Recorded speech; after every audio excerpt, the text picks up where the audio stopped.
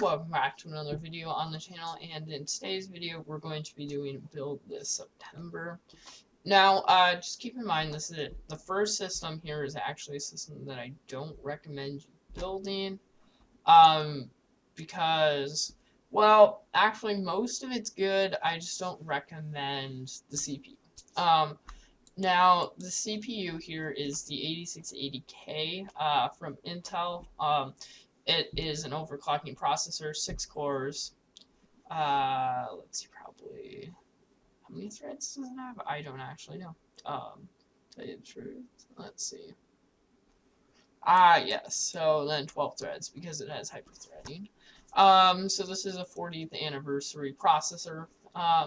So it's a good processor, but I don't recommend actually buying it because for a lot less you can get, like, for example, a 3600 from AMD. So that's the only reason that I don't recommend that. But here we got the Noctua NH-U12A. Now this goes for about 60 bucks.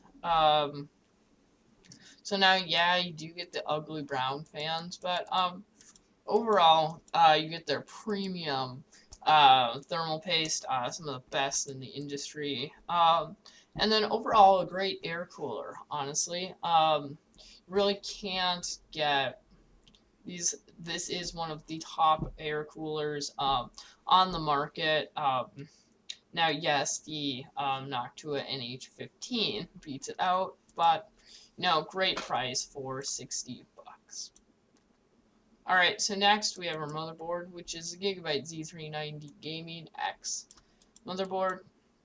To get that built-in I/O shield, you get an HDMI port, which is nice to have in case you want to do basic troubleshooting with your CPU. Some 3.1, 3.2, USB 2, audio, Ethernet jack, and then you get a PS2 port. Gives this kind of cool color scheme as well. Which I do really like. You get 4 DIMM slots, always a great option. You get 2 M.2 slots, one there, one there. One has a heatsink, one doesn't. And then there is our CPU socket. And then we do have the extra 4-pin in case we're doing some heavy overclocking with our CPU. And then, you got your by 16 slots, by 1 slots. All that lovely stuff right there. Then for our memory here, we have the ADATA XPG Z1 16 gigabytes. Now, these are nice white sticks, so they'll go very well with our color scheme. They're pretty simple. I mean, it's just 16 gigs, 2x8 gigs, DDR3 3000. I mean, DDR4. Now, I didn't go with 3200 or even 3600 speed because it really doesn't matter for Intel to have that faster memory. So that's why I didn't go to 3200 or 3600. And it is CL16. Now here we got a Western Digital Blue 1 terabyte SSD. Pretty simple 2.5-inch SSD. There you go. It's pretty simple. Just a SSD drive. 1 terabyte. So yeah, that's pretty much it. It's 86. And then we got a crucial P1 500 gig M.2 drive. Now this is 2280, and it's NVMe, so it's good. Then here's the drive, basically, and then it just comes in a nice box there, I guess. Whatever you want to talk about it. So yeah, M.2, so it'll go well under a heatsink. And then here, the graphics card here is not the NVIDIA RTX 2070 Super. Actually, we're actually going to be using the 3070 in this build, but you can't actually get the 3070 yet. I'm pretty sure that comes out in October, was it? Yes, October. October for $500. So it'll be the same price as this card. And not only are you going to get you're gonna get performance that is like 2080 Ti performance in a $500 graphics card. So that's kind of why we're going with this. Now, yes, you will have to deal with the 12 pin connector, but basically you'll get an 8. Basically, you just plug two 8 pins into it, so it'll be fine. Our power supply can handle that. In our case here is the Corsair Spec Delta RGB. So we got a little bit of mesh there on the bottom, which I do like. A little bit more on top there. You get 3 RGB fans. You get one at the back as well. And then since we're not using an AIO, this fan will act as our only exhaust, which is a little bit unfortunate. But you can just buy a few more fans for $10, $15 if you would like. So there's another picture of the front. So as you can see, it's kind of got kind of that design there that kind of sticks out there, which I do really like. Got very generous I/O there. And then you just got a backside panel. So pretty simple case there. And then we have the Thermaltake 650 watt 80 plus gold fully modular power supply. Now I know it looks weird. I think it looks weird too, but yeah, it's kind of weird looking. I don't know why it's weird looking like that, but you know, yeah. But it's totally fine, honestly. So your cables, you got your 24 pin, 8 pin, SATA, Molex, PCIe, all of those. And then you actually do get one 8 pin, which I do like, and a 4 pin, which I do like. And then as you can see, 6 plus 2 connectors, we get 4 of them. So we will have enough to operate our 12 pin NVIDIA thing. And then we got $1773.93 for our total price. Alright, everybody, so the next build here that we have is a $3,000 build. And it all starts with our AMD Threadripper 2990 WX. 3 gigahertz, 32 cores. This is a really great chip. You're getting 32 cores on the X399 platform. Great platform to be on, honestly. So, I don't know, you get kind of a cool box, honestly. And then you do get the nice Torx tool to install your Threadripper. Alright, so here we got the Deepcool Castle 360 XE CPU cooler. Now, I know it looks kind of lame, honestly, but you do get some cool stuff with it. So, there's just, you get an Rgb Water Block, which is really nice. RGB. There's just a closer look at it. Here are the fans. So you do get some actual cool fans. If you really zoom in there, you can see a lot of detail there, which I do like. And then probably the most interesting part about this is all your cables are silver, which I think is really interesting. Like they're silver, like your RGB controller there is silver. Your fan splitter, silver. RGB splitter, silver. Everything's silver, which I think is actually really cool. I'd like to see that, honestly, in more AIOs. I'd like to see that. Here we have the ASRock X399 Phantom Gaming 6. So really cool board here. You got an RGB over your chipset there. You got two 8 pins.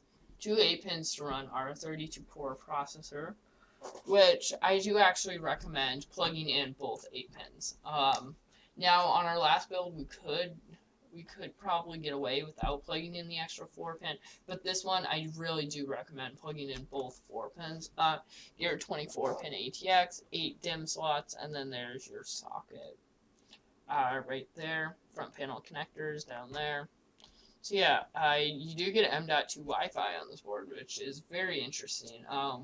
Don't see that a ton anymore, honestly.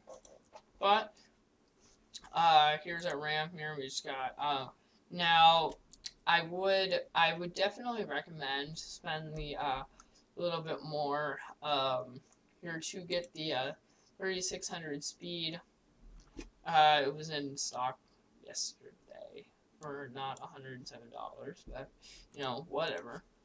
But I do recommend eventually upgrading to 3600 speed memory there. But for now, we just got two 2x8 gig kits. Because we need two kits, so we can run in quad channel memory. So you'll put two over here, two over there. Now here we got a 1 TB solid state drive here. Honestly, 130 bucks. Samsung. So, you know, it's just a drive. I mean, 2.5 inch. And then I just threw in a Seagate Barracuda. Honestly, you can throw in M.2s. I don't really know. Storage is one of those things where it's hard to recommend because everybody kind of needs different storage. So yeah, that's just what I threw in here. And then we got our 3070 again here. Instead of the 2070 Super. And then we got our case here, which is the 275R. So you get two pre-installed fans in the front and one pre-installed fan in the back. So what I recommend doing is putting your radiator at the front, pulling air in, and then move these two fans to the top so they can exhaust air. Really cool case here. Great case actually. Love the design there on the front. So that's basically the case. You get a tempered glass side panel. Pretty simple there for $86. And then here is our power supply, semi-modular power supply from EVGA. There you go, 24 pin. You know, you got your CPU, all that great stuff there. And then this does have four PCIe connectors and two 8-pin EPS connectors, which I do really like. So this build is basically $25 off from being $3,000, but yeah, so let's get into the $6,000 build. This is where it gets really crazy. Alright everybody, so here is our $6,000 build, and it starts off with the AMD Threadripper 3990X, 64 cores. I don't know how many threads that is, because I don't really want to add that up, but it does have a lot of threads, 64 times 2, which is like something, I don't really want to do the math, but you know, whatever. So that's basically that. You get a cool packaging there. And then here, I went with the Asus ROG Ryogen, something like that. Basically, here's the cooler. Do get a really cool cooler water block there. Now you don't get any RGB fans, but you could sub it in for the Castle 360 XE if you really wanted to. But there's that.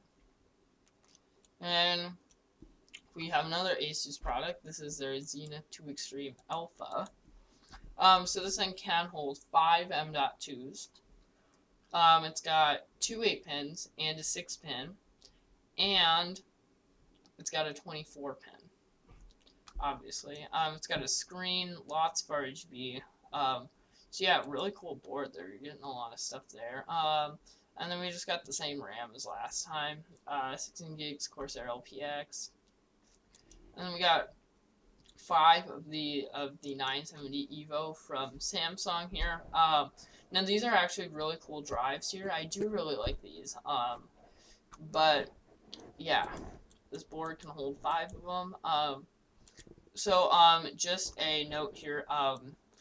The one of your SATA 6 ports will be, well, 4 of them are going to be disabled when using the 5 M.2. So just keep that in mind if you were going to add a hard drive or a solid state drive.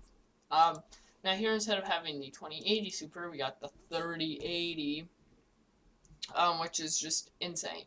It's going to retail for $700, and then this thing is released on September 7th. Yep, September 17th. Just gotta make sure there. But yeah, so this is a really cool card. Actually, I'm very excited for this card to kind of see the reviews of this card.